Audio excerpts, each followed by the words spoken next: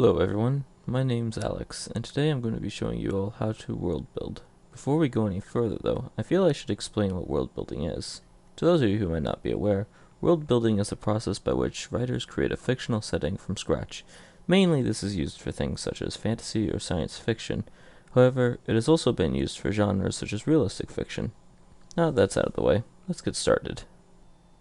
When beginning the process of world building, it's always best to start by deciding what genre you want your setting to be. There are a lot of different genres and subgenres within literacy. For now though, I'm going to list off those genres that tend to be used often in world building. Fantasy, dark fantasy, high fantasy, realistic fiction, and science fiction. Since world building is used most often to create a setting from scratch, fictional genres tend to be used more often than not. However, when deciding on your genre, there's no need to stick to a single one for your setting. Here's a few examples of mixing genres together. Fantasy and realistic fiction was used for the Assassin's Creed series. Fantasy and science fiction was used for Star Wars. Dark fantasy and science fiction was used in the Warhammer 40k setting. Dark fantasy and western was used for the Dark Tower series. Realistic fiction and science fiction was used for the Fallout series. I'm sure many of you have already decided on what kind of genre your setting is going to be, but if you're still undecided or second guessing yourselves, take some time to consider what you'll enjoy writing about the most.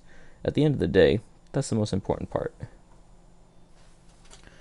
Now that you've chosen your genre, it's time to start world building. First things first, before you can get into too much detail, it's always best to write down the most basic universal laws of your setting. These universal laws are used to help the writer keep their world consistent with itself by allowing for a basic understanding of how everything works. A few examples of this could be from the following. The Aragon books. Magic can only be cast by speaking the elven language, and when used, there must be a sufficient amount of energy to cast the spell, or the caster will die. From Star Wars. The Force is an energy field that connects all living things in the galaxy, and those individuals sensitive to it are able to wield its power. From the Nicholas Flamel series. An aura surrounds every living being with certain exceptions. Each person's aura is different from any other in color, shape, scent, and abilities. However, there have been very rare cases of two people having the exact same aura. Once you've finished creating your universal laws, it's time to move on to the physical aspects of your world. The easiest way to begin this part is to draw out the most basic outline of your setting, whether it be the galaxy, a world, a kingdom, or just a town. With this outline, you can now determine the geographical landscapes such as deserts, forests, and mountains, as well as the climates that will be associated with them.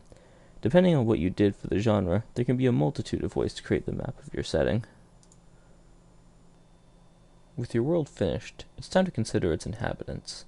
When creating the races of your world, you should determine what kind of creature they are from their physical attributes to basic mindset. One example of this is the dwarves from the Lord of the Rings series. They're a short and stocky race, usually having grown a thick beard.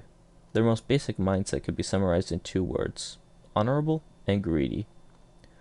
Once the physical attributes and mindset are chosen, you should decide where on your map this race would most likely live in, and decide how they've adapted to this environment. Going back to my previous example, the dwarves lived in mountainous regions, digging great tunnels within them, and from this built giant cities and roads.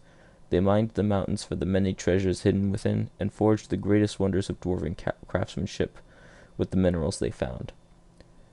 After you've determined your race's basic attributes and adequately established, you should be sure to keep your later races from being too similar to the first, if you're bothering to make multiple races, of course.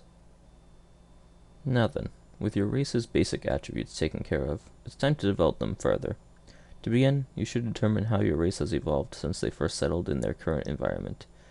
Did they change physically, mentally, or technologically over the course of time?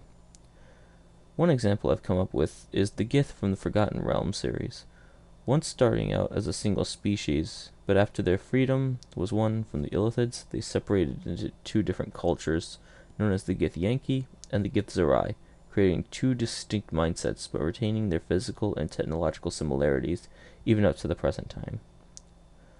As time continues on, the races you've created will have most likely developed their own form of politics and social structures. With the basic attributes and changes that have occurred over time, How have they formed their culture? Back to the Forgotten Realms, the Githyanki became a martial society where both males and females trained heavily in magic and sword fighting. They were fiercely individualistic, but loyal to each other and their queen.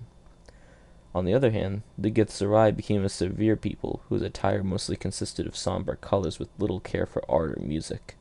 They were xenophobic and hardly trusted anyone other than their own race with the slightest secret.